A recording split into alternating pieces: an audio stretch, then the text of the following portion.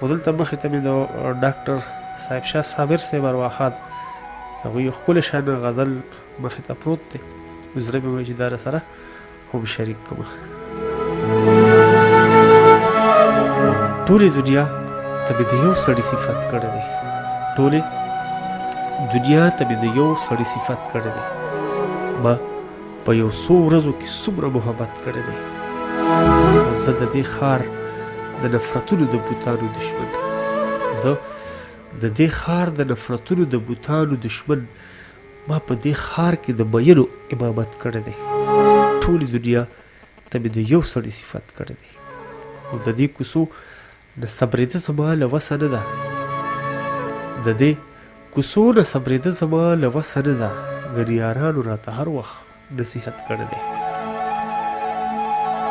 هغه چې زه یې د ښایست په صفت نه مړېږم، هغه چې زه یې د ښایست په صفت نه مړېږم، هغه سړي زما په هر ځای کې غیبت کړی دی. ما په یو څو ورځو کې څومره محبت کړی دی، ټولې دنیا ته مې د یو سړي صفت کړی دی. نو زما رقیب د محبت په معنی څه پوهېږي، زما رقیب د محبت په معنی څه پوهېږي، هغه خو ژوند هم په یو لوی منافقت کړی دی. ټولې دنیا ته مې د یو سړي صفت کړی دی، ما په یو څو ورځو کې څومره محبت کړی دی. ستا د یادونو د سپرلو ګلونه نه هېروي، ستا د یادونو د سپرلي ګلونه نه هېروي، ګنې نو ما خپلو زخمونو ته مینت کړی دی.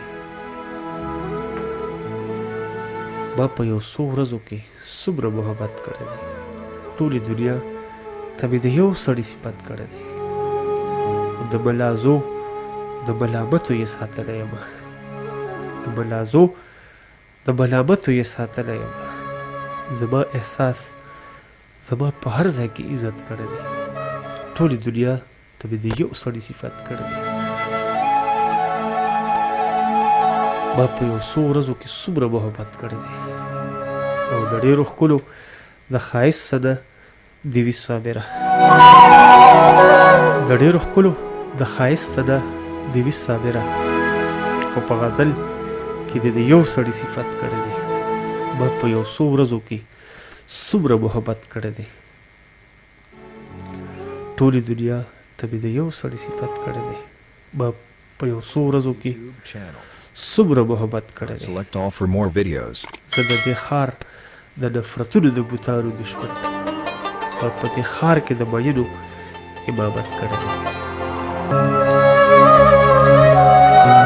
ټال مې اچولی دی او ناست یم، ټال مې اچولی دی او ناست یم، ګورمه کیدای شي کاغه راشي، ټال مې اچولی دی او ناست یم، ګورمه کیدای شي کاغه راشي، بل خوا اختر په ورځې نه ځمه،